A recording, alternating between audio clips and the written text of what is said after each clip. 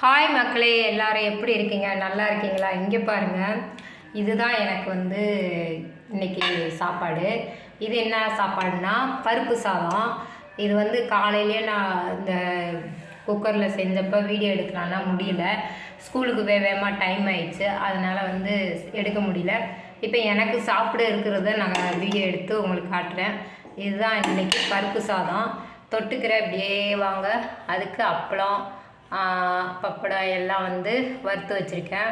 உளுந்தப்பழம், சாதா அப்பளம் எல்லாம் வறுத்து வச்சுருக்கேன். இதுதான் இன்றைக்கான உணவு. எனக்கு இந்த வீடியோ பிடிச்சிருந்தால் லைக் பண்ணுங்கள், ஷேர் பண்ணுங்கள், சப்ஸ்கிரைப் பண்ணுங்கள். நன்றி மக்களே, பாய். பாருங்கள், பருப்பு சாதம் நல்லா இருக்கும்.